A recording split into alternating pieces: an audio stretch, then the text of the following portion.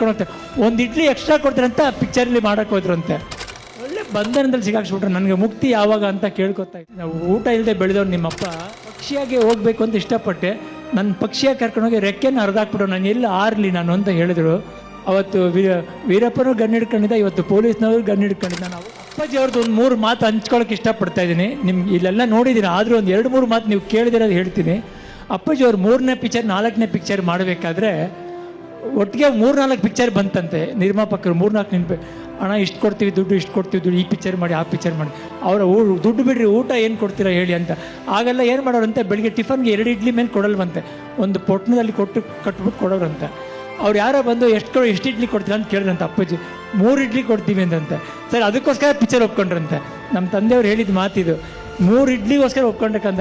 ನಾವು ಊಟ ಇಲ್ಲದೆ ಬೆಳೆದವ್ರು ನಿಮ್ಮಪ್ಪ ಮನೇಲಿ ಬಂದು ಪಾರ್ವತಿ ಕೇಳಿ, ಏನ್ರಿ ಒಂದು ಇಡ್ಲಿಗೋಸ್ಕರ ಪಿಕ್ಚರ್ ಒಪ್ಕೊಂಡ್ರೆ? ಹೌದು ಪರ್ವ, ತಿನ್ನಕ್ಕೆ ತಾನೇ ಬಂದಿರೋದು, ನಾನೇನು ಹೆಸರು ಮಾಡೋಕ್ಕೆ ಬಂದಿಲ್ಲ, ಹೊಟ್ಟೆಗೋಸ್ಕರ ಸಂಪಾದನೆ ಮಾಡೋಕ್ಕೆ ಬಂದಿದ್ದು.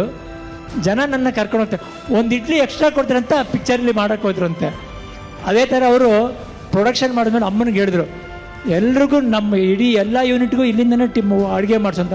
ಅಮ್ಮ ಹೇಳಿದ್ರಿ, ನಾವು ಸಂಪಾದನೆ ಇಲ್ಲಿಗೆ ಖರ್ಚು ಮಾಡಿದ್ರೆ ಆಮೇಲೆ ನಾವೆಲ್ಲ ಅಡುಗೆ ಕೆಲಸ ಮಾಡೋಣ ನಡಿ, ನಾನು ಸೇರ್ಕೊತೀನಿ, ಅಡುಗೆ ಮಾಡ್ಕೊಂಡೆ ಜೀವನ ಮಾಡೋಣ ನಡಿ ಅಂತ ಹೇಳಿದ್ರಂತೆ. ಇದೊಂದು ವಿಷಯ ಹಂಚ್ಕೊಳ್ಳೋಕೆ ಇಷ್ಟಪಟ್ಟೆ. ಆಮೇಲೆ ಅವರು ಹುಟ್ಟಿದ ಊರನ್ನ ಯಾವಾಗಲೂ ನೆನೆಸ್ಕೊಳ್ಳೋರು, ಕಾಡಿಗೆ ಹೋದಾಗಲೂ ನೆನೆಸ್ಕೊಳ್ಳೋರಂತೆ. ಈ ಮನುಷ್ಯ ನನ್ನ ಕಿಡ್ನ್ಯಾಪ್ ಮಾಡಿಬಿಟ್ಟು ಒಂದು ಅನ್ಯಾಯ ಮಾಡಿಬಿಟ್ಟು ನನಗೆ, ಏನಂದರೆ ತಿರ್ಗಿ ನನ್ನ ಹುಟ್ಟೂರಿಗೆ ಹೋಗ್ದೇ ಇರೋಂಗೆ ಮಾಡಿಬಿಟ್ರು. ಈ ಮನುಷ್ಯನ ಕೇಳ್ಕೊಂಡಂತೆ, ನೀನು ನಾನು ಎಲ್ಲಿಂದ ಕರ್ಕೊಂಬಂದು ಅಲ್ಲೇ ಬಿಟ್ಬಿಡಯ್ಯ, ಇನ್ನು ನಾನು ಬೆಂಗಳೂರಿಗೆ ಹೋದರೆ ಪಾರ್ವತಿ ನನ್ನ ಬಂದು ಊರಿಗೆ ಕರ್ಕೊಂಡು ಹೋಗಲ್ಲ ಕಣಯ್ಯ, ಬಿಟ್ಬಿಡ್ತಾಳೆ ನನ್ನ ಅಂತ. ಹಂಗೂ ಒಂದು ಸಲ ಅಮ್ಮ ಹಿಂಸೆ ಮಾಡಿ ಕರ್ಕೊಂಡೋದ್ರು. ಏನು ಮಾಡಿ, ಸುತ್ತಮುತ್ತ ಪೊಲೀಸ್ನವರು ನೋಡು, ನಾನು ಪಕ್ಷಿಯಾಗಿ ಹೋಗಬೇಕು ಅಂತ ಇಷ್ಟಪಟ್ಟೆ, ನನ್ನ ಪಕ್ಷಿಯಾಗಿ ಕರ್ಕೊಂಡೋಗಿ ರೆಕ್ಕೆನ ಹರಿದಾಕ್ಬಿಟ್ಟು ನಾನು ಎಲ್ಲಿ ಆರ್ಲಿ ನಾನು ಅಂತ ಹೇಳಿದ್ರು. ಅವತ್ತು ವೀರಪ್ಪನೂ ಗನ್ ಹಿಡ್ಕೊಂಡಿದ್ದ, ಇವತ್ತು ಪೊಲೀಸ್ನವರು ಗನ್ ಹಿಡ್ಕೊಂಡಿದ್ದ. ನಾನು ಅವತ್ತು ಹೊರಗಡೆ ಹೋಗೋಕ್ಕಾಗಲ್ಲ, ಇವತ್ತು ಹೊರಗಡೆ ಹೋಗೋಕ್ಕಾಗ್ತಿಲ್ಲ.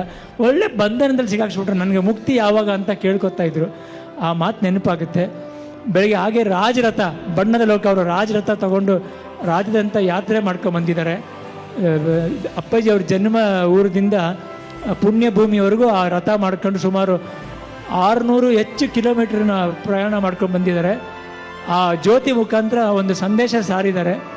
ಎಲ್ಲಾದರೂ ಇರು, ಎಂತಾದರೂ ಇರು, ನೀನು ಕನ್ನಡದಾನ ಆಗಿರುತ್ತೆ, ಕನ್ನಡ ಜಾಗೃತಿಗೊಳಿಸಿ ಹಾಗೂ ನಿಮ್ಮ ನೇತ್ರ ದಾನ ಮಾಡಿ, ರಕ್ತದಾನ ಮಾಡಿ ಅಂತ ಒಂದು 3 ಸಂದೇಶನ ಹೇಳ್ಕೊಂಬಂದಿದ್ದಾರೆ. ತಾವೆಲ್ಲರೂ ಅಪ್ಪಾಜಿ ಅಭಿಮಾನಿಯಾಗಿ ಈ ಸಂದೇಶನ ಮನಸ್ಸಲ್ಲಿ ಇಟ್ಕೊಂಡು ಎಲ್ರಿಗೂ ಸಾರಬೇಕು ಅಂತ ನನ್ನ ಕಳಕಳೆ ಪ್ರಾರ್ಥನೆ.